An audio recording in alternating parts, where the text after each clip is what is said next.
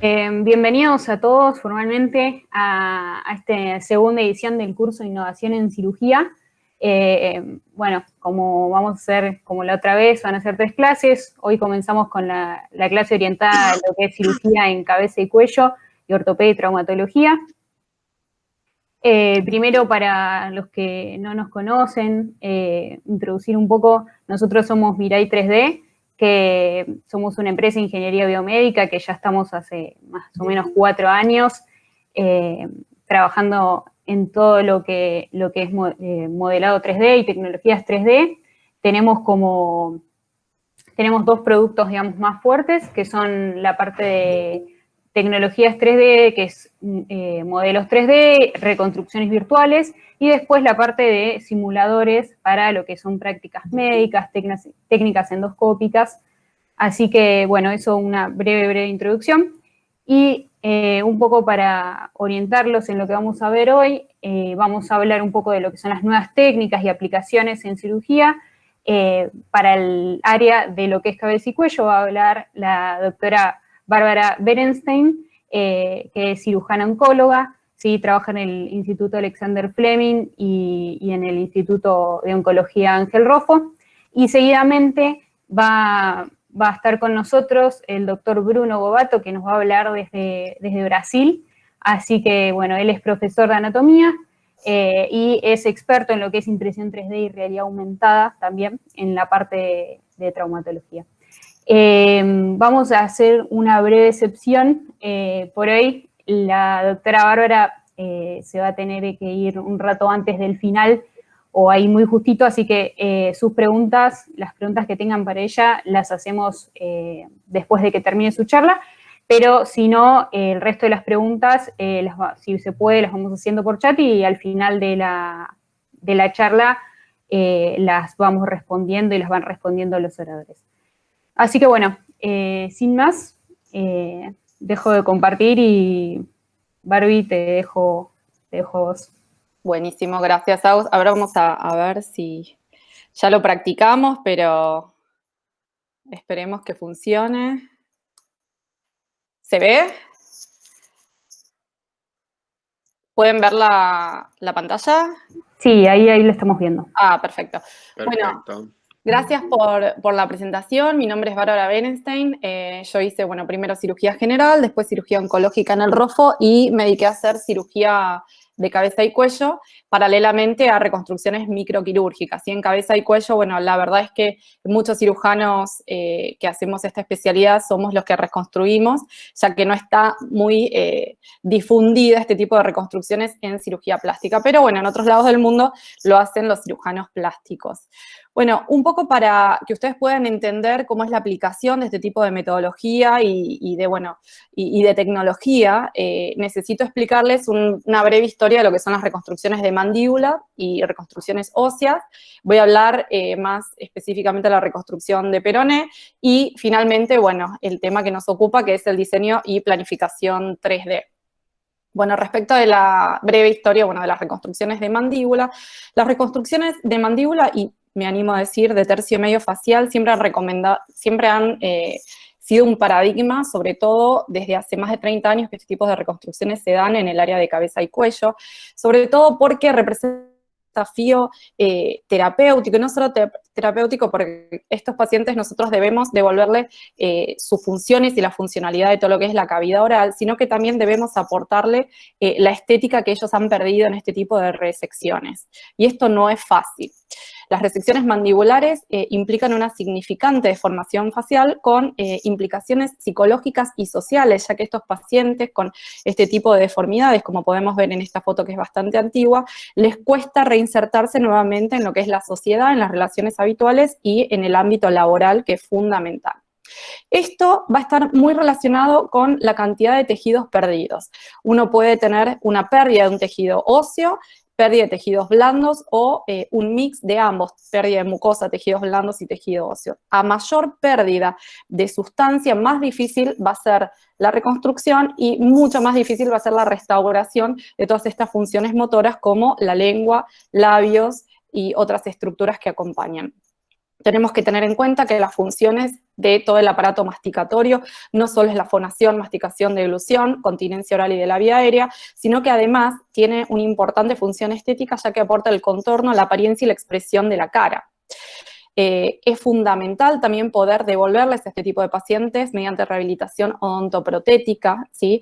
Y sobre todo esto debe planificarse perfectamente previo a la resección y para la reconstrucción una adecuada distancia entre los ambos arcos maxilares y sobre todo la alineación de los mismos. El objetivo de este tipo de restauraciones y de tratamientos, bueno, no solo es fundamentalmente el control de su patología de base, sino que debemos restaurar la estructura, la función y sobre todo también preservar la cosmesis, porque todo esto va a tener un impacto directo en la calidad de vida. Causas de este tipo de resecciones, bueno, tumorales, tanto benignos como malignas. Dentro de lo que son los malignos, hay tumores que son primarios de la cavidad oral o del hueso, o secundarios, muchos órganos hacen metástasis a nivel mandibular y del maxilar superior, las traumáticas, las infecciosas, y hoy en día las iatrogénicas, como la osteoradionecrosis o la necrosis inducida por bifosfonato, sobre todo en aquellos pacientes, los primeros que van a ser pasibles de un tratamiento adyuvante con radioterapia, y los segundos, sobre todo, dado en muchos pacientes como en el tratamiento de soporte del cáncer de mama, que consumen bifosfonatos, hay un porcentaje de ellos no despreciable que van a ser necrosis del maxilar, tanto superior como inferior, pero más en el inferior. ¿Qué defectos van a requerir este tipo de reconstrucciones avanzadas? Bueno, como les decía al comenzar la charla, aquellos pacientes que van a tener una pérdida ósea de un segmento de la mandíbula, pérdida ósea más partes blandas de cavidad oral y de la región del cuello. Si a esto le sumamos la piel y mucosa, bueno, más grande el efecto y más difícil su reconstrucción. Es por eso que el grado de disfunción y de deformación facial a nivel de este tipo de resecciones va a estar estrictamente y directamente relacionada con la localización del defecto y con la cantidad de masa resecada. Bien, los procedimientos reconstructivos ideal sabemos que deberían ser seguros, confiables, poder realizar en una sola etapa, con una mínima morbilidad de la zona dadora y tratar de aportar el mejor resultado funcional y estético. Es fundamental que no interfieran con el tratamiento postoperatorio, ya que muchos de estos pacientes, sobre todo los que hacemos resecciones por patologías malignas, van a tener que realizar una adyuvancia posterior con radio y quimioterapia para completar el tratamiento. Si estos medios de reconstrucción que nosotros utilizamos no funcionan o tenemos alguna complicación en el postoperatorio, esto va a retardar el inicio de su terapia adyuvante, por lo tanto, el resultado final de este tipo de terapéutica no va a ser el óptimo. Y bueno, tiene que haber una buena tolerancia del tejido a la cicatrización. Como opciones reconstructivas, bueno, las comúnmente utilizadas y que se utilizaban sobre todo hace ya mucho tiempo son los injertos óseos no vascularizados, que tienen muy pequeñas indicaciones, algunas prótesis aloplásticas con todos estos materiales, titanio, cromo, etcétera. Los colgajos pediculados como pectoral mayor, trapecio lateral con hueso, todos estos asociados a una parte ósea, dorsal ancho con costilla, temporal con hueso parietal.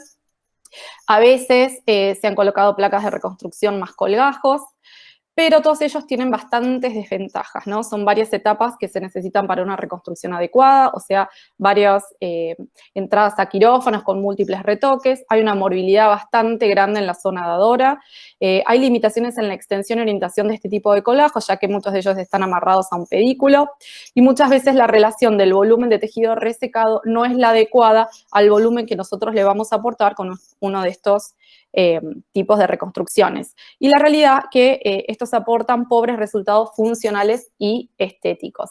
Entonces, ¿qué pasa con los colgajos osteocutáneos vascularizados?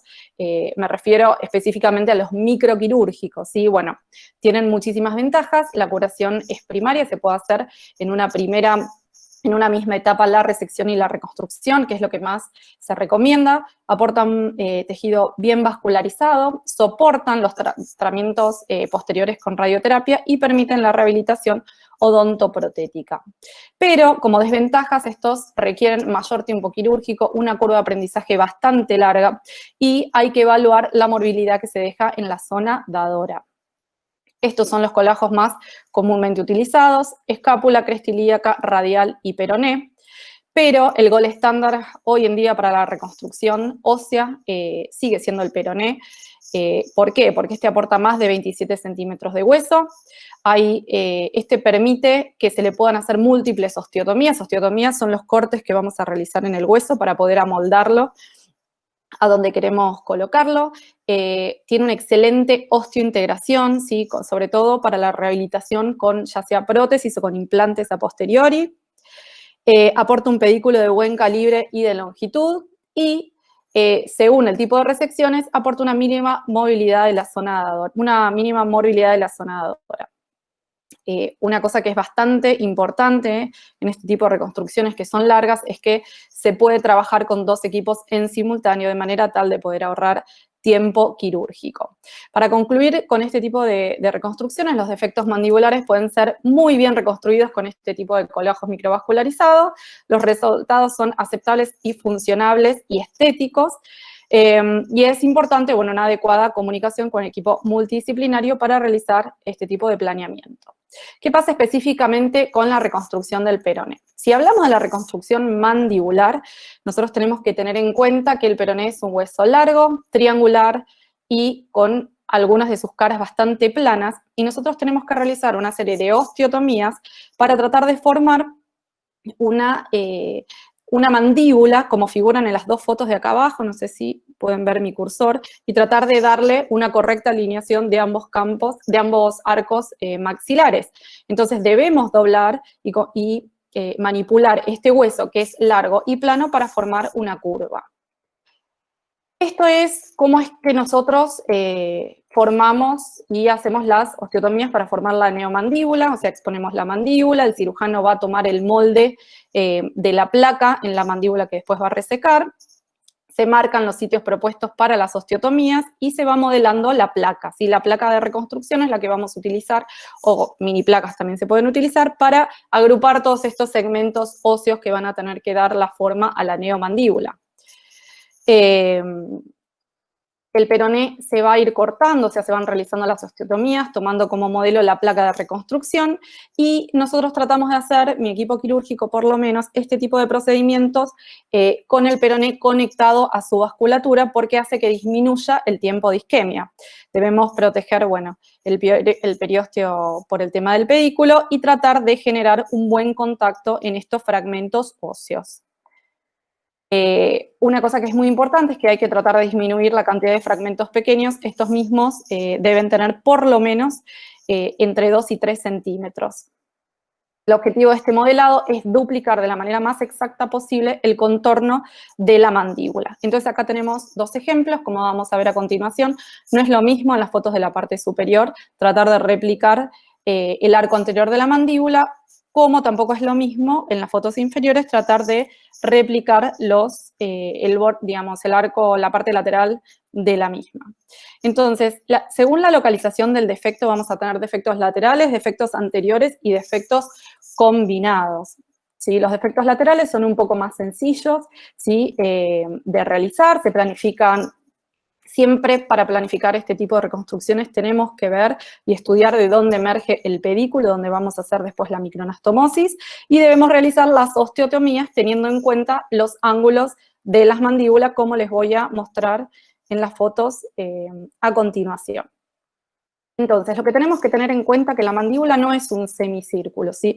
La misma tiene ángulos y tiene que tener una orientación de manera tal que debe coincidir y amoldarse al arco superior, ¿sí? Debemos tener una buena alineación de los arcos maxilares. Entonces, tenemos que tener en cuenta que el cuerpo y la rama en conjunto forman un ángulo de 120 grados, por lo tanto, el ángulo de 60 grados es donde deberíamos realizar la osteotomía, que es el ángulo complementario a la misma. Ahora lo vamos a ver en un ejemplo. También tenemos que tener en cuenta que tenemos una divergencia, ¿sí? De 10 grados aproximadamente hacia el exterior, y es allí como tenemos que calcular, esto es un peroné, y acá está dibujado donde tenemos que realizar la osteotomía, ¿sí? Según la angulación que vamos a utilizar para reconstruir cierto fragmento de la mandíbula. ¿Qué pasa? Este es el ángulo de 60 grados, pero sabemos que puede haber, cuando uno lo corta con Con la sierra puede haber algún tipo de movimiento y este se puede desviar. Y pequeñas desviaciones en este sentido se van a transformar en grandes defectos de mordida cuando emplacemos la neomandíbula en su posición en la cavidad oral, ¿sí? Acá estamos separando del pedículo para poder protegerlo de las osteotomías, y así es como se cortan estos ángulos que después vamos a reconstruir. Acá está, este es un modelo de peroné que no está unido a su pedículo principal. Cuando uno trabaja así de esta manera, en lo que sería un back table, tratando de hacer, digamos, la comparación con un trasplante, es mucho más fácil y se ahorra tiempo, pero aumenta el tiempo de isquemia y esto puede traer complicaciones a posteriori. Así que nosotros por lo menos tratamos de hacer esto en la pierna del paciente sin cortar el pedículo como figura acá. Y acá, bueno, tenemos la comparación, ¿no? Cómo se arma la mandíbula en comparación y en relación a una mandíbula original. Tenemos que tener en cuenta las alineaciones de, como les decía, ambos arcos, ¿sí? Deben coincidir porque si no nos da una mordida o prognática o lateralizada. ¿Qué pasa cuando nosotros tenemos que modelar un defecto en el arco anterior? Bueno, son bastante más complejos este tipo de reconstrucción, hay que planear la posición del pedículo como siempre y diseñarlo y tener en cuenta que esta reconstrucción va a estar realizada por 2 segmentos laterales y un fragmento central que por lo menos debe medir 2 centímetros, ¿sí? Acá tenemos, bueno, la medida de los 2 centímetros, lo que va a ser el fragmento central. Acá se puede observar, bueno, la pastilla cutánea, porque este paciente, seguramente esta foto es de mi maestro, el doctor Adam. Seguramente necesitaba alguna reconstrucción de piel o de partes blandas. Y bueno, y acá tenemos cómo debería formarse en base a todos estos ángulos que presentan la mandíbula, tratar de replicarlos en un hueso que es largo, plano y triangular. Así que esto no es, como verán, nada sencillo. Bueno, esto es un poco de los mismos para mostrarles en un defecto de un arco anterior, ¿sí? No sé si se ve mi flecha, pero bueno, todos los ángulos que debemos tomar, 125 grados con su ángulo complementario de 55. Y este es un dibujo bastante esquemático que también nos muestra que el arco anterior de la mandíbula no tiene que ser como en la figura A, sino que es de adelante para atrás y de abajo hacia arriba, tiene una proyección antero-posterior, que también debemos tener en cuenta. Bueno, esta es una foto también de mi maestro, el doctor Adam, donde podemos observar que nosotros el peroné con su pastilla cutánea lo vamos armando de alguna manera, pero siempre unido al pedículo central, de manera a disminuir los tiempos de isquemia del mismo, lo que hace a su vez bastante más complicado, ya que, bueno, uno no tiene la libertad de poder mover el colgajo para un lado o para el otro cuando uno realiza las osteotomías. Y bueno, esto es algo que él me enseñó siempre. Él siempre, digamos, antes de esta tecnología, lo que hacía era llevar unos triangulitos que esterilizaba y tenía calculado cada ángulo según el tipo de defecto. Todo esto, obviamente, si bien le aporta, digamos, un grado de detalle extra, no todo el mundo hace esto, pero bueno, al cortar, sabemos que al cortar y manipular muchas veces las sierras puede haber algún pequeño desfasaje en estas medidas, ¿sí? Bien, acá es cuando estamos doblando la placa. Muchas veces, bueno, hoy con la tecnología se pueden imprimir ya estas placas premoldeadas, pero lo que hacemos habitualmente cuando no contamos con la misma es tomar el molde de la placa en base al defecto original de la mandíbula nativa, o cuando los defectos son muy, muy grandes y es muy difícil tomar como una impresión, las premoldeamos en base a otro modelo de mandíbula, ya que todas tienen el mismo ángulo. ¿Sí? Bueno, acá está la placa de reconstrucción, fijando todos los fragmentos óseos que tienen que tener una buena coaptación en los mismos para que después, cuando esto cicatrice, puedan soldarse adecuadamente. Y bueno, esto es una introducción como para que entiendan por qué es tan difícil replicar en grandes resecciones de mandíbula o de tercio medio la curvatura normal utilizando un hueso que es largo y que, bueno, no se puede doblar claramente. Entonces, esto es por lo cual nosotros utilizamos ese tipo de tecnología. La realidad es que nosotros nosotros lo empezamos a utilizar en el año 2013, hicimos los primeros casos.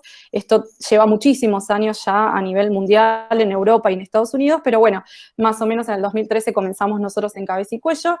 Y los pasos a seguir en este tipo de trabajo son, bueno, el análisis del caso, después el diseño y la planificación, el workshop que se tiene que hacer con los bioingenieros, la impresión 3D y finalmente llegar con todo a la cirugía.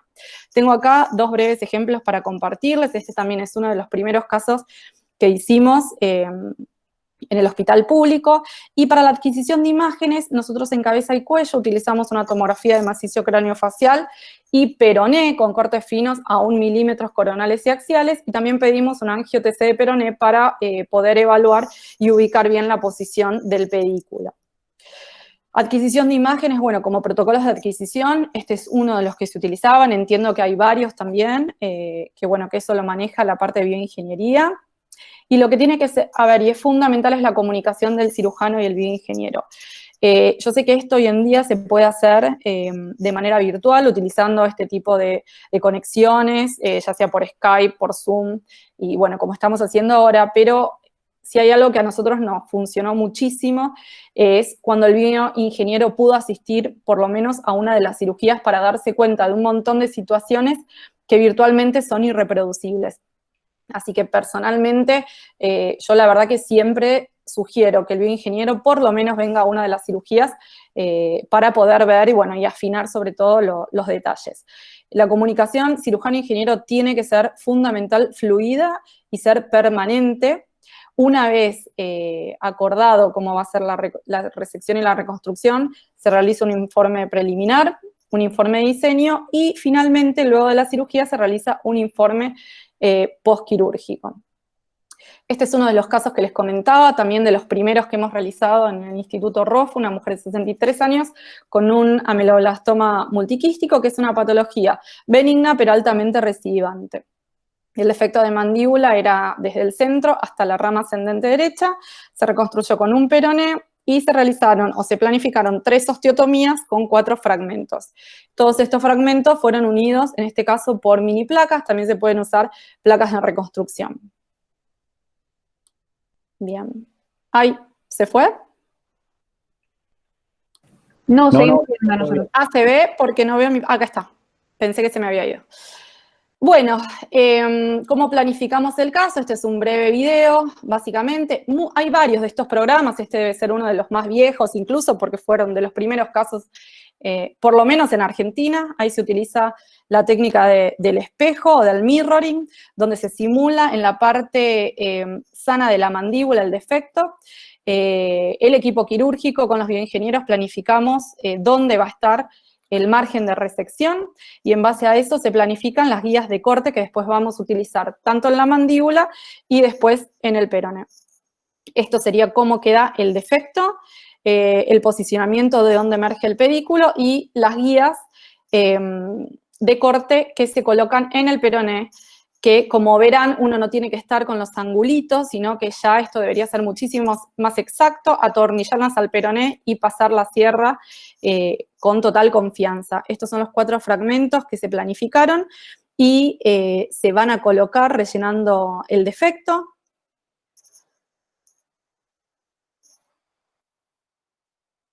Esto lleva días, ¿no? Esto no se puede hacer de un día para el otro, por lo menos nosotros somos bastante como exigentes.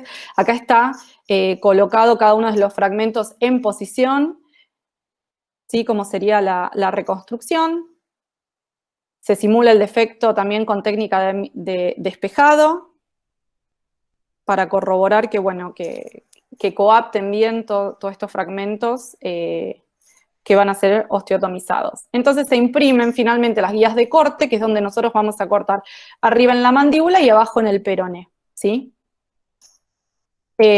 Como les decía, las guías de corte de peroné y las guías de corte para la mandíbula. Hay algo que a mí me parece importante con, bueno, todo este tema de los juicios de mala praxis, es que cada uno de estas impresiones vengan con el nombre o del paciente o del médico que está a cargo, ¿sí? Para mí eso es súper importante.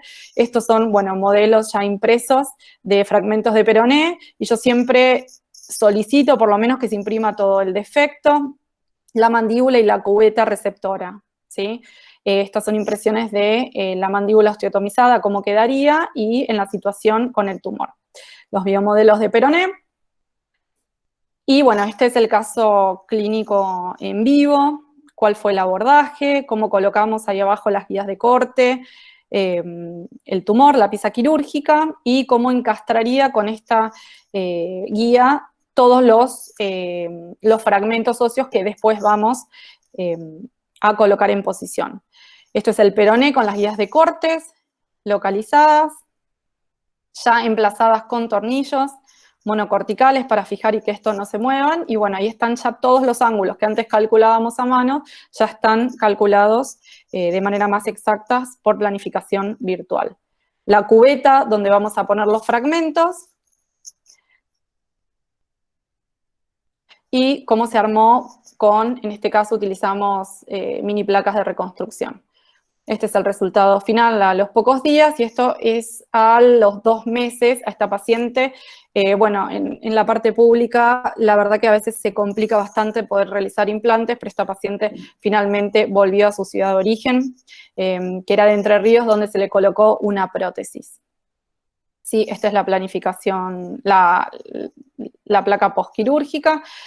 Y ahora les presento otro caso que es un poco más complicado. En Estados Unidos lo que hacen generalmente es pedir una tomografía posterior, no solo una placa panorámica, y comparan el análisis previo con la reconstrucción con el análisis inicial. Esto, la verdad que por lo menos en el ámbito público tiene bastantes complicaciones de autorización, y por el gasto de recursos es bastante difícil de hacer, pero si uno tiene, digamos, tomógrafo y los recursos disponibles, la verdad que lo que se aconseja es pedir una tomografía posterior a los 3 meses de realizado el coleajo y comparar con la planificación de manera tal de poder calcularle la exactitud del procedimiento quirúrgico. Y este, bueno, es otro caso de otra localización, no es de mandíbula, sino que es del tercio medio facial, que es una de las reconstrucciones que plantean más dificultad, porque debemos aportarle, bueno, no solo el soporte a la cara, sino además la proyección facial, que es súper importante, y de manera tridimensional. Así que, bueno, esta es una paciente de 31 años con una patología benigna también, bastante recidivante, como es el fibroma osificante. El defecto que íbamos a plantear era una hemimaxilectomía superior derecha con una reconstrucción con peroné, realizando 2 osteotomías y 3 fragmentos. También las reconstruimos con mini placas. Bien, esta es la planificación, cómo se realizó con el defecto, que en principio lo planificamos con, digamos, la resección del piso de la órbita, que por suerte en el intraoperatorio no fue necesario. Esta es la planificación, bueno, les muestro brevemente el video, lo mismo. Utilizamos, nosotros la verdad que con la tomografía para cabeza y cuello y para todo lo que es óseo es fundamental. Sé que hay gente que para patología casi endomedular, como sería la osteonecrosis, utilizan resonancia, donde pueden manejar mucho mejor los márgenes, sobre todo a nivel de la mandíbula. Para nosotros la verdad que con la tomografía es fundamental. Y acá es como fuimos planificando y recreando el defecto, en principio, que como ven ahí el reborde orbitario inferior, el piso de la órbita iba a ser resecado, finalmente no lo fue, y estas variaciones debemos tenerlas presentes en el intraoperatorio, ¿sí? Que lo que planificamos por imágenes después nos encontramos que puede ser, por suerte, menos, ¿no? Digamos, lo importante es que no sea de más, pero tenemos que tener en todo el armamento y planificación estas pequeñas variaciones. Acá es, bueno, cómo se va a planificar la reconstrucción con el peroné. Lo mismo que en el caso anterior, se planifican las guías de corte con los ángulos.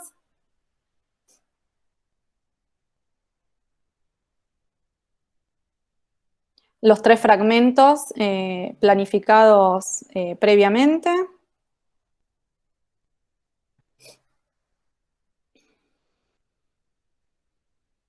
Adelanto un poco para no aburrirlos, y cómo los vamos a ir colocando, ¿sí? Según el peroné y según la posición, obviamente, del pedículo, que es lo primero que tenemos que tener en cuenta.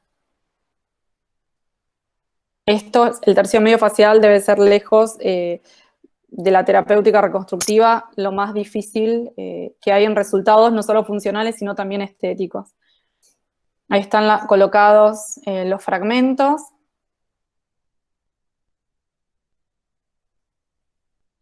Bien, lo mismo que en el caso anterior, con las guías de corte, se imprimen lo mismo, ¿no? Las guías de corte para el peroné, la cubeta para los fragmentos, y todo tiene que encastrar. Acá tenemos una cubeta para asegurar la adecuada oclusión, como les mencioné.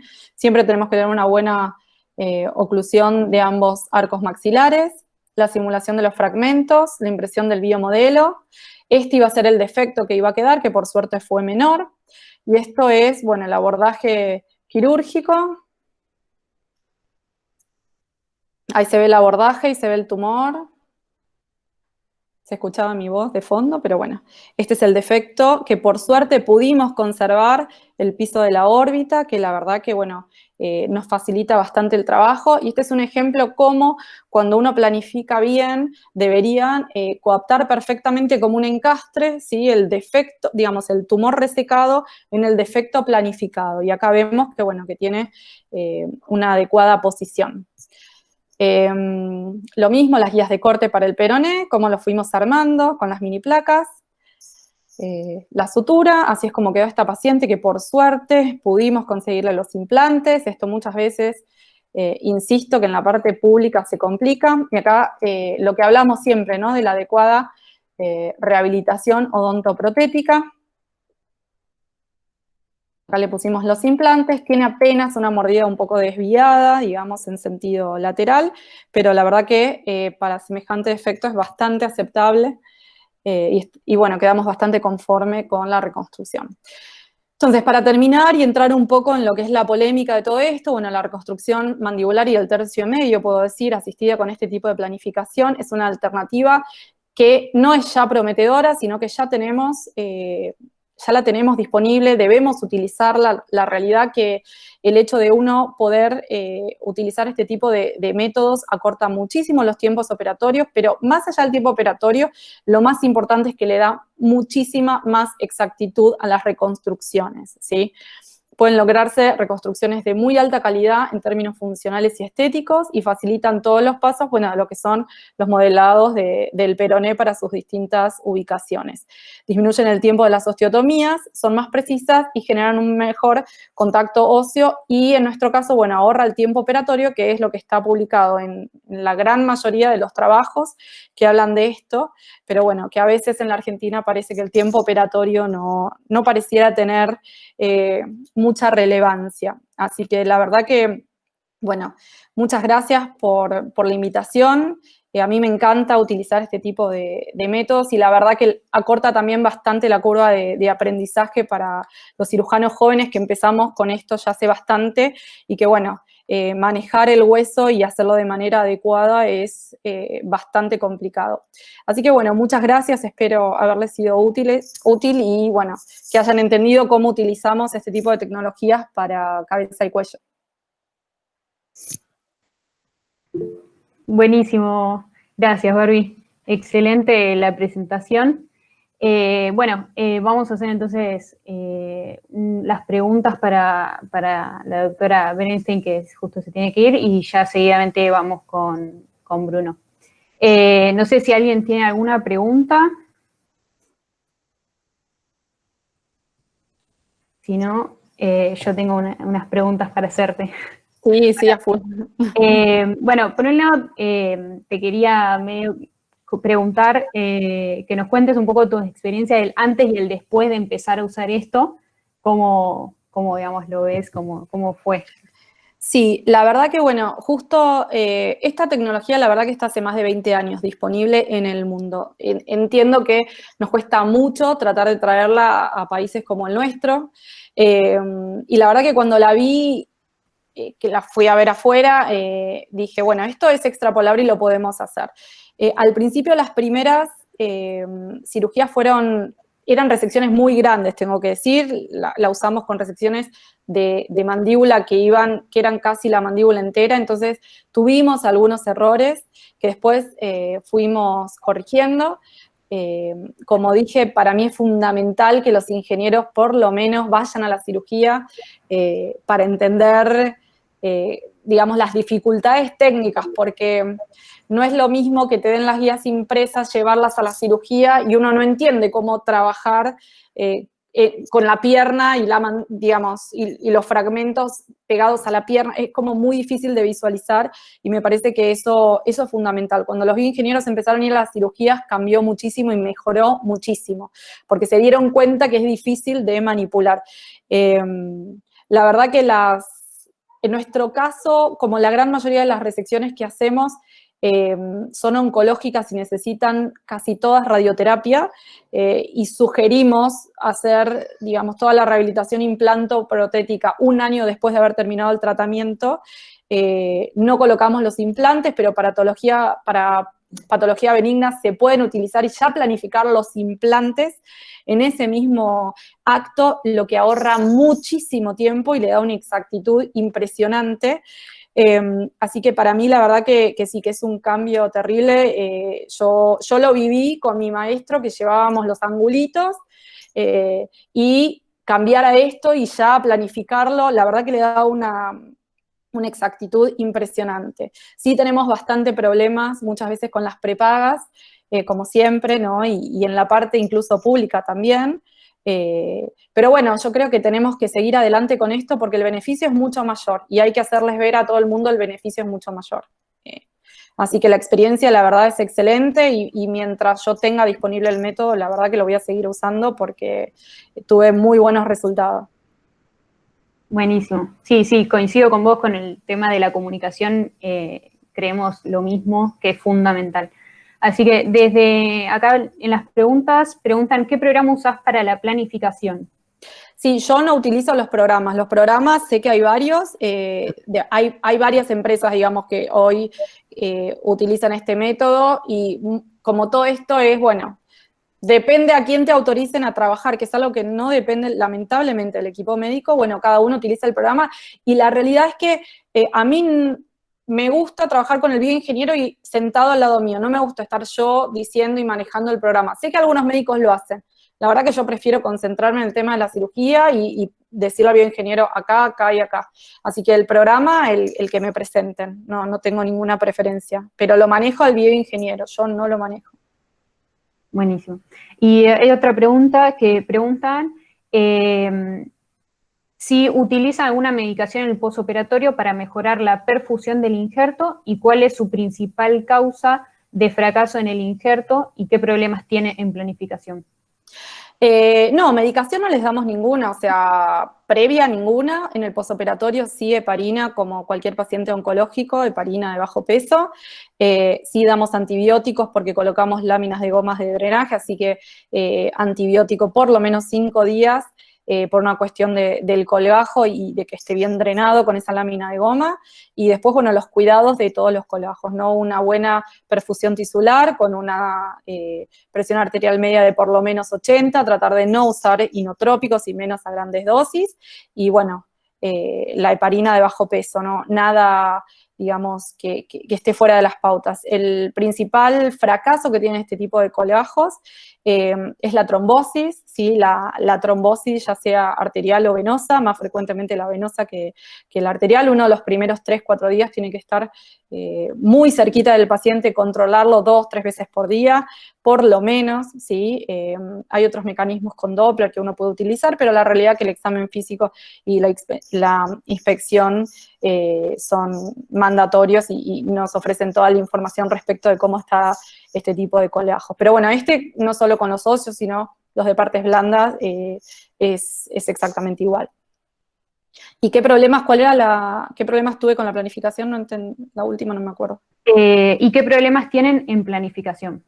No, los problemas que tenemos en planificación son de autorización del método, porque la verdad, ya les digo, desde el 2013 hicimos el primer caso, creo que en el país, me animo a decir, por suerte, y fue en un hospital público, así que bastante orgullosa de haber podido lograr, y ya les digo, las primeras planificaciones eran defectos muy grandes y no fueron muy óptimas, pero con el correr del tiempo las fuimos modificando y Y los problemas, insisto, se empezaron a solucionar cuando el ingeniero pudo acceder a las cirugías. O sea, tuvimos un ingeniero que estuvo 12 horas de cirugía con nosotros y la verdad que ahí cambió todo.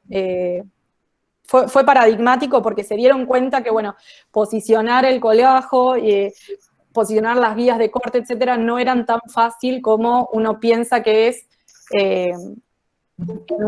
digamos, en algo suelto y que no esté unido a un pedículo. Bien, y última pregunta acá que también hacen en el chat, si las prepagas aceptan el costo de esta planificación y cómo se lo piden. Se pide planificación virtual con impresión de guías de corte y tanto para mandíbula o tercio medio con impresión de modelos estereolitográficos. Algunas las aceptan, otras no.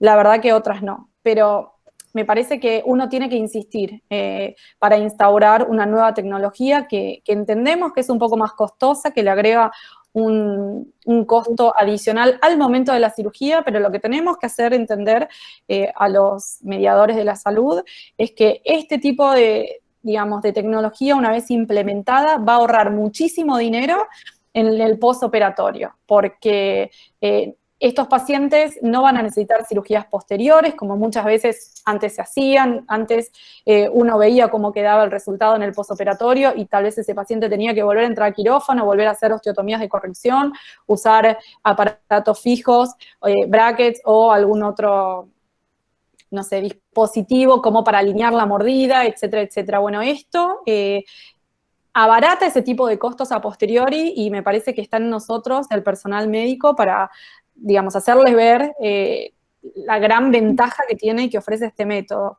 Así que hay que seguir intentándolo. La verdad que a veces sí, a veces no, depende de cada obra social y prepaga, pero bueno, yo soy una ferviente defensora de este método. Bueno, muchísimas gracias, Barbie. Excelente la presentación y vamos a seguir con Bruno con la parte de ortopedia y traumatología. Bueno, muchas gracias por la invitación. Bueno, tienen mi mail y después quedamos en contacto para pasarle a todas aquellas personas que no pudieron asistir hoy y que puedan presenciar por lo menos la charla también del doctor Gobato. Así que bueno, los saludo a todos y bueno, me voy a ir a trabajar. Gracias, éxito. Chau, chau. Bueno, Bruno, bienvenido y puedes compartir la pantalla ya. Sí, ¿está a ver? Sí, la vemos perfecta. Ok. Portanto, meu nome é Bruno Gobato, falo de Brasil, sou cirurgião traumatólogo, ortopedista, minha especialidade é mais de ombro e codo, e trabalho em Santa Catarina, um estado de Brasil que creio que nossos irmãos o conhecem muito bem. Temos acá em minha apresentação meu e-mail e meu link de LinkedIn no local que nós outros postamos nossos casos quase que diariamente. Graças, Bárbara, graças, Agustina, graças, Matias, pela invitação. E perdão por mi espanhol, tentarei falar despacito para que nós outros possamos nos comunicar. Creio que umas palavras não poderei fazer de forma correta, mas será uma charla mais de la apresentação, muitos vídeos, muitas imagens, para que nós outros podemos entender o poder da impressão 3D e das novas tecnologias em la ortopedia. Convido a vocês, estamos a montar um curso de ferramentas em cirurgia ortopédica, de impressão 3D e planificação 3D. Não está pronto ainda, mas nós outros faremos a divulgação no LinkedIn, neste link, junto com o Dr. Daniel Moyá, de Argentina, Dr. Sérgio Valente, de Argentina, mostrando como nós outros fazemos este processo passo a passo.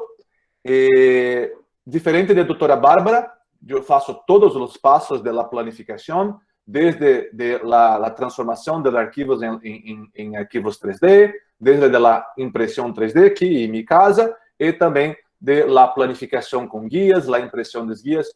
Todos estes passos, neste caso, foram feitos por mim. E nós apresentaremos para vocês, então, a impressão 3D e o uso de realidade aumentada para alguns casos de rodilha, cadeira e ombro e codo, que é a minha especialidade. Uma coisa que é importante, que é a impressão 3D, na verdade, é a materialização física de uma planificação cirúrgica. Nada de vale uma planificação, uma impressão 3D, se o cirurgião não sabe como fazê-la. Portanto, nós acreditamos que a impressão 3D tem que ser uma conversa, ou tem que partir do cirurgião, saber como utilizá-la para que nós possamos utilizar no seu potencial completo, como acá uma fratura de clavícula. Nós começamos com a impressão 3D em 2013 e nós acreditávamos que a impressão 3D era para isto. Aqui nós temos uma clavícula, nós temos as placas e acreditamos que a impressão 3D nos serviria para decidir qual a melhor placa para este tipo de clavícula, onde posicionar os tornilhos, e para nós isto era ok, muito belo, muito ok, mas fomos vendo que com o passar do tempo poderíamos trazer mais da impressão 3D. Este é um dos nossos primeiros casos da impressão 3D, uma fratura de clavícula que vemos acá, que fizemos a planificação da localização dos tornilhos, da posição de implante, e com isso podemos fazer cirurgias menos invasivas, com cortes menores. Este parece um corte grande, mas não é um corte pequeno. Pode ver que alguns dos tornilhos foram feitos pela pele, porque nós sabemos exatamente onde estamos por conta da impressão 3D. Mas fomos vendo que este tipo de tecnologia nos permitiria também fazer um diagnóstico. Este aqui é um exemplo de uma imagem de uma fratura de clavícula, de frente, seria como se fosse um raio-x, um X-ray. Quando nós fazemos uma outra incidência, muito conhecida com os cirurgiões ortopédicos, a incidência de Zanca, que é um pouquinho inclinada, nós vemos que esta fratura é um pouquinho desviada, mas quando nós dominamos as tecnologias 3D, que nós podemos fazer a manipulação do arquivo 3D, nós podemos entender que algumas fraturas são piores que nos imaginamos. É este tipo de conhecimento que gostaríamos de trazer para vocês aqui. E isto me permite também fazer a planificação do implante, da posição de todos os tornilhos e que possa, numa cirurgia, me ajudar. Aqui temos a impressão 3D da fratura, a impressão 3D da localização de tornilhos, e a impressão 3D de alguns guias que podem nos ajudar em la cirurgia. Aqui um exemplo da impressão 3D de uma forma muito simples para nós definirmos o implante, mas hoje nós não fazemos apenas para a definição do implante, nós fazemos para a planificação de cirurgia. Aqui uma clavícula esquerda, temos acá os fragmentos, acá podemos ver como é o modelo 3D. Este é a mesma clavícula. Nós fazemos a impressão com as localizações de los tornilhos. E também fazemos a impressão de guias cirúrgicos que podem nos ajudar a definição exata da posição de los tornillos, baseados em nossa planificação. Acá temos nossa planificação. E acá podemos ver o guia do fragmento medial, que temos acá. Esta é a planificação da parte medial. E acá temos a imagem dos outros, mostrando em sua esquerda, temos a parte medial, na direita temos a parte lateral, a posição dos guias. E com isso podemos fazer cirurgias cada vez menos invasivas, porque nós sabemos exatamente a posição de todos os tornilhos com os guias. E neste caso, a fratura tem a sua redução automática quando nós fazemos a inserção de tornilhos com a placa. Hoje estamos utilizando também realidade aumentada, Mixed Reality. Esta é uma cirurgia que hacemos há 2 semanas atrás. É uma fratura esquerda. Acá podemos ver nossa planificação. Acá temos o fragmento medial, o fragmento lateral. acá a impressão de nossa planificação, acá é a fratura e o modelo 3D que vocês podem ver, e acá isto está colocado em minha campo de visão, numa maneira tridimensional, com profundidade. Este acá é o planejamento de nossa cirurgia. Portanto, estamos a usar hoje a impressão 3D, a planificação 3D e também a realidade aumentada para que possamos melhorar nossa cirurgia. E acá temos, por final, conferindo a planificação e a posição de tornilhos de acordo com nossa planificação. Vou mostrar a vocês alguns outros casos. Essa é uma planificação de uma osteotomia de rodilha. Fazemos nossa planificação num programa CAD. Na verdade, qualquer programa CAD. Este programa CAD é um programa que me gusta. É chamado Rhino, de rinoceros, de rinoceronte, rinoceros. É um programa que me gusta, mas podemos fazer planificação em vários programas. Este é um exemplo simples de uma planificação de uma osteotomia. Este é uma rodilha normal. Este é um exemplo de como podemos fazer uma osteotomia. Podemos avaliar de todos os ângulos e podemos criar também nossos guias de corte. Neste caso, estes guias nos dão a direção de corte da osteotomia e também fazemos a perfuração de tornilhos. E quando nós colocamos a placa no local onde fizemos nossa perfuração, a osteotomia é corrigida automaticamente. E acá podemos ver nossa planificação. Não é uma coisa muito difícil fazer algo como isto. Acá outro exemplo de uma fratura de tíbia proximal. Podemos ver acá que o paciente tem uma fratura principalmente na parte medial da tíbia. É uma fratura articular, portanto, é muito difícil de identificar e definir onde fazer a correção. Acá podemos ver o modelo 3D. Este é um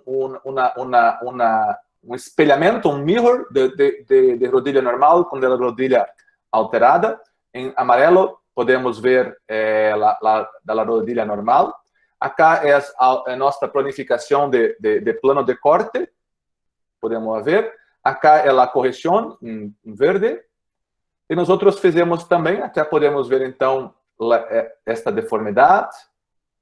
Podemos entender melhor o que está a acontecer. Nosso plano de corte, fazemos a planificação de melhor plano de corte para a nossa cirurgia e para a correção dessa deformidade. E temos acá também a deformidade corrigida, a correção. Acá. E temos acá o guia. É um guia muito simples que nos direciona a posição exata de plano de corte para que podamos fazer a planificação. Temos acá, então, o modelo 3D da deformidade. Podemos ver acá e acá este modelo, para nós possamos entender o que está a acontecer, onde é a localização da osteotomia. Vamos seguir. Esta é a osteotomia hecha. Como fazer a correção. Podemos ver acá. Esta é a parte proximal de tíbia.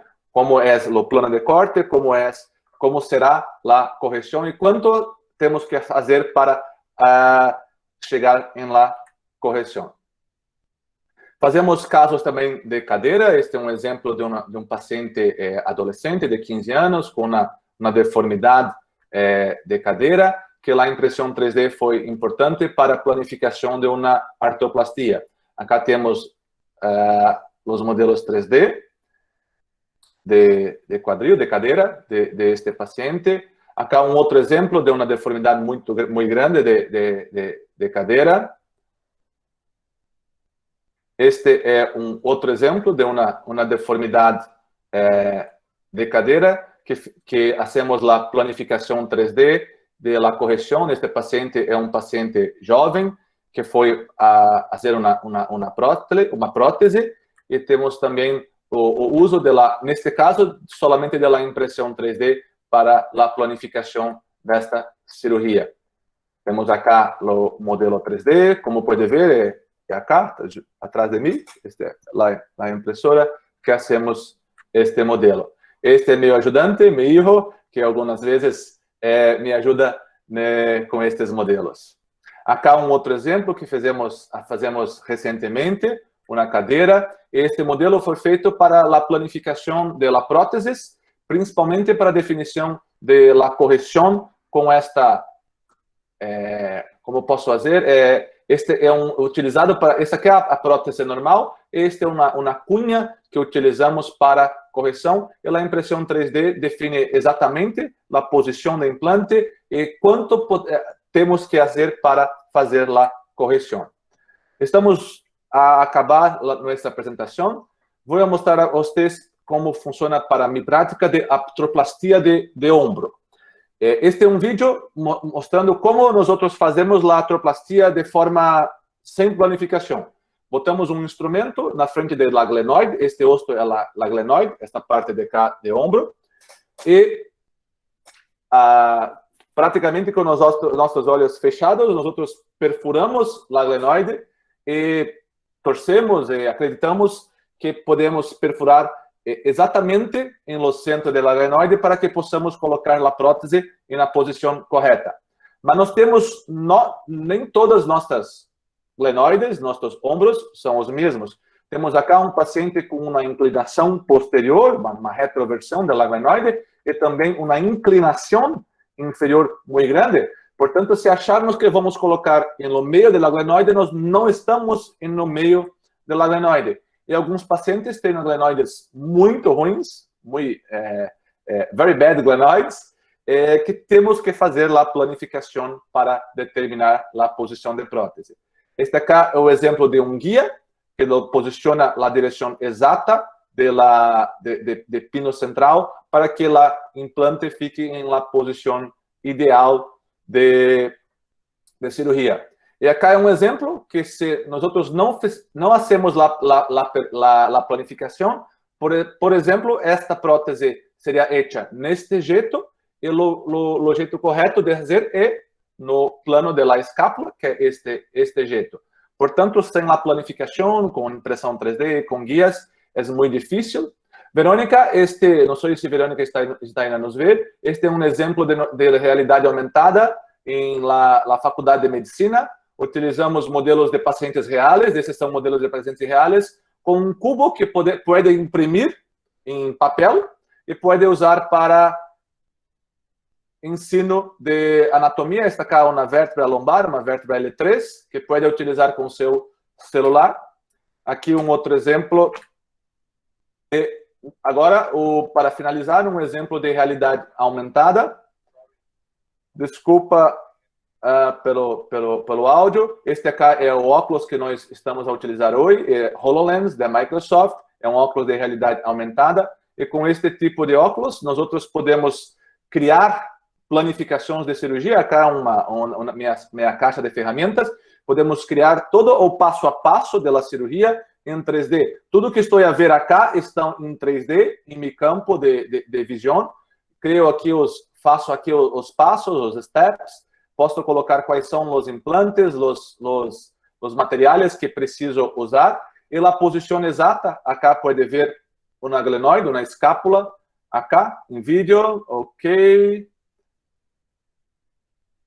Hoje estamos a usar a realidade aumentada. Este está em 3D, em meu campo de visão. Essa é uma escápula para que podamos fazer a localização exata de posição do implante.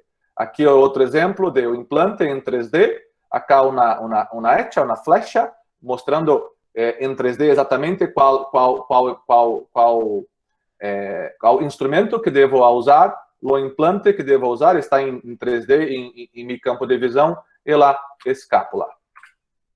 Portanto, creio que tomografia e ressonância magnética são os exames de hoje, mas amanhã, creio que para mim, hoje, a impressão 3D é o método de escolha para algumas cirurgias. Graças, este é meu e-mail. y puede también me accesar en LinkedIn con mi nombre, Bruno Gobato. Gracias. Bueno, muchísimas gracias, Bruno. También una excelente charla, un montón de imágenes y todo muy, muy explicativo. No sé si hay preguntas, si quieren hacer por el chat. Una de las preguntas que Ernesto fez es los programas, ¿sí? Tienes programas como o Magix. Magix es un programa de una empresa llamada Materialize. Es un programa muy caro, por tanto, no es un programa para nosotros, no es un programa para nosotros, hermanos de Sudamérica. Este no es para los meros mortales. Por tanto, temos que utilizar programas que temos à disposição. Os computadores Windows hoje têm um programa chamado 3D Builder, que é um programa de mexer em arquivos 3D, e podemos fazer umas planificações mais simples, mas com este programa. É isso. Bien, yo te quería preguntar un poco cómo es en Brasil todo el tema de la implementación 3D. No sé, en tu hospital, bueno, evidentemente en la parte de ortopedia se utiliza mucho, pero digamos, no sé, en otros hospitales o sí, mismo en ese hospital, pero en otras áreas. Este é um problema. No hospital não usa a impressão 3D, quem usa sou eu. Sou eu que faço a impressão 3D. Portanto, acá em Brasil é difícil por causa de custo, ¿sí? Los prepagas no pagam a impressão 3D em Brasil, é uma briga muito grande, a planificação é muito difícil.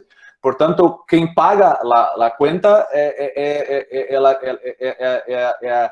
a nossa maior dificuldade, porque o paciente não quer pagar, porque ele paga lo prepago, los cirujanos no quieren gastar su dinero propio, como yo, para hacer la planificación 3D o los modelos 3D, y los prepagas no quieren pagar. Por tanto, no está bien definido acá en Brasil. Nós temos algunas, claro que como esto no es acá lo que eu tenho no es una empresa, acá lo que eu tenho é un servicio para mi cirurgiano. É como comprar um computador. Eu comprei o meu computador para me ajudar em minhas tarefas. Eu comprei minha impressão 3D. Eu sei que isto é diferente de Mirai. Mirai é uma empresa grande, com modelos 3D feitos em impressoras 3D de última geração, impressora 3D utilizando modelos de nylon, poliamida. São modelos com certificação para poderem ser utilizados em cirurgia. Não é o que eu faço. O que eu faço são modelos não certificados, que a garantia sou eu. Para mi paciente, faço a impressão 3D. Para vocês que estão do outro lado desta tela, vocês, creio que, diferente da doutora Bárbara, creio que este é um conhecimento de lo cirurgiano. Não creio que um engenheiro pueda nos ajudar, mas parte deste processo tem que partir do cirurgião. Não dá para o engenheiro, cirurgião. Porque a planificação é tudo. A planificação, as operações, fazer a cirurgia é uma parte importante, claro, mas tudo começa com a planificação. Isso, em minha opinião, não pode ser do engenheiro. Esta é uma responsabilidade minha. Eu tenho que decidir a posição de tornilhos, eu tenho que decidir onde fazer os cortes. Isto não é uma decisão, para mim, de engenheiro. Esta é uma decisão minha. Eu sou de cirurgiano, não de engenheiro. Bueno, quería agregar algo a lo que decía Bruno. Antes que nada, agradecerte. Me parece que queda más que claro la importancia, ¿no?, de poder tener estas instancias en donde compartamos conocimiento y como decía un poco Bruno, quizás encontramos que la experiencia de Bárbara es diferente y me parece que eso habla también de cómo estamos todavía descubriendo la mejor forma de trabajar con estas tecnologías en cirugía. La verdad que no hay leyes que dictaminen cuál es la mejor forma hoy por hoy. Me parece que son ustedes los cirujanos el mejor filtro para terminar de medir y de darnos cuenta cuándo usar impresión 3D, cuándo realidad aumentada y de qué forma, ¿no? Y también ir transitando el camino y aprendiendo cómo podemos hacer que el día de mañana esto pueda ser financiado por los pagadores de la salud en los casos en donde realmente traiga beneficios, ¿no? Que es un poco lo que todos buscamos en este Meet. Bueno, nuevamente agradecerte, Bruno, invitarlos a todos a participar del evento que presentaste al principio, que estoy 100% seguro que va a ser súper interesante. Me parece que para todos los cirujanos de traumatología y ortopedia, poder participar del evento que mostró Bruno al principio de la presentación va a ser súper enriquecedor. Y bueno, también transmitirte estas dos preguntas. Ahí Mariana hablaba del programa de realidad aumentada, y Manuel, a Manuel no lo conocemos personalmente, pero vimos en su Instagram que hace cosas muy, muy interesantes en ortopedia y traumatología. Te preguntaba por el banco de implantes virtuales. No sé si ahí le estás respondiendo vos. Ahí sí, está. Estoy. Algunos implantes, eu mesmo desenho no programa CAD, porque são muito simples. Por exemplo, acá um implante de uma placa de húmero proximal. Este acá é um implante muito difícil de se desenhar, mas os implantes simples, as placas, são implantes muito simples de se desenhar, com algumas fotos, com algumas medições, com uma régua, podemos nós outros desenhar os implantes e ter uma ideia de como estar. Mas uma forma simples, por exemplo, de uma prótese, não temos muitas diferenças nos implantes. O que eu faço hoje, eu pego um paciente meu que já fez uma cirurgia desta, mando fazer uma tomografia, e de lá importo o desenho do implante para que possa ter para próximos casos. Este é um jeito de se fazer minha biblioteca de implantes virtuais. Creio que no futuro as empresas de implantes poderão disponibilizar. Hoy no. Perfecto, perfecto, clarísimo. Y bueno, los invito, si tienen a hacer alguna pregunta más, si no, agradecerle a todos por estar en el curso, invitarlos a la clase número 2 y sobre todo, para terminar, remarcar esto que también en algún momento decía Bruno, cómo, y también Bárbara, cómo traer estas tecnologías a la realidad de Latinoamérica, ¿no? Que sabemos que quizás hay recursos limitados.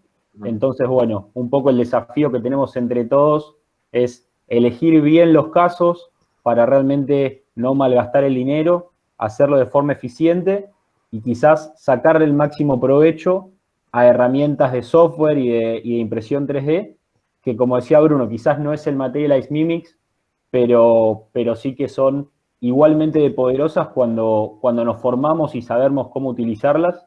Así que por eso también quería que conozcan a Bruno, que me parece que está haciendo un trabajo excelente en todo lo que es ortopedia y traumatología. Y bueno, les agradezco a él y a Bárbara, y también, bueno, a los oradores que ahora ven en pantalla, la clase 2, Karina Pataney y el doctor Mariano Ferreira, que son grandes personas y cirujanos.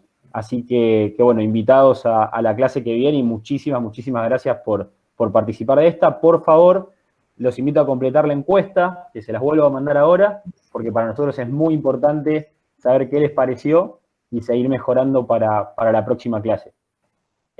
Así que gracias, Bruno, gracias a todos, y Agus, gracias también por moderar esta charla. Bueno, sí, muchísimas gracias a todos, y bueno, eso, los esperamos en la próxima clase. Chao, gracias. Chao. Gracias por la invitación. Gracias.